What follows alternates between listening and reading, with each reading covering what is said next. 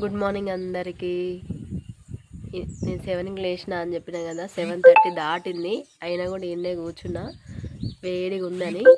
అక్కడి నుంచేమో చల్ల గాలి వస్తుంది, ఇక్కడేమో పొయ్యిషేకకి వేడిగా ఉందని ఈయనే కూకున్నా. ఇంకేం పని చేయలే. మా వాళ్ళు అయితే పాలు పిండికైతే పోయిండ్లు. ఇవాళ అయితే నేనైతే జనగాం పోతలేను. ఎందుకు అంటే మా బాపమ్మనైతే హాస్పిటల్ తీసుకుపోతానా. మా తాత వచ్చిండో నిన్న, వచ్చి హాస్పిటల్ తీసుకుపోతావా రాజేశ్వరి అని అంటే తీసుకుపోతా తీయండి అని అన్న.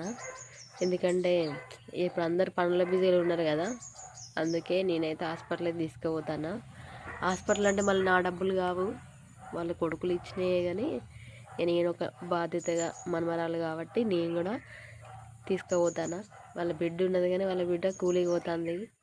ఎందుకంటే కూలీ అంటే 400-500 సేఫ్ కదా, అందుకే నేను పోతాను, ఫ్రీగా ఉన్నాను. మాకు 2 వంకాయ చెట్లు ఉంటాయని చెప్పినా కదా. అయ్యో, ఈ వంకాయ చెట్టు అంతా ఎండిపోయింది. ఎందుకంటే మొన్న లైన్గా వర్షాలు పడ్డాయి కదా, 3-4 రోజులు.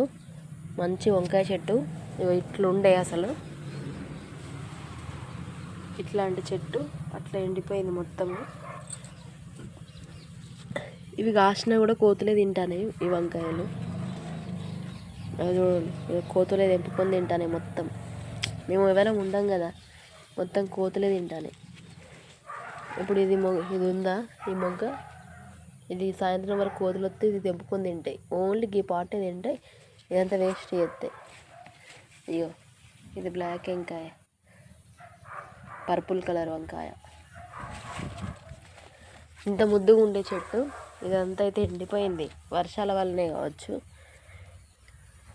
ఇది ఒక్క చెట్టు కాబట్టి ఏం కాదు, కానీ తోట పెడితే వాళ్ళు రైతులు లాస్ అయినట్టే. ఎందుకంటే ఇట్లా చెట్లు ఎండిపోయినాక ఇంకేం కాయలు కాస్తుంది అని అయితే నాకైతే అనిపించింది.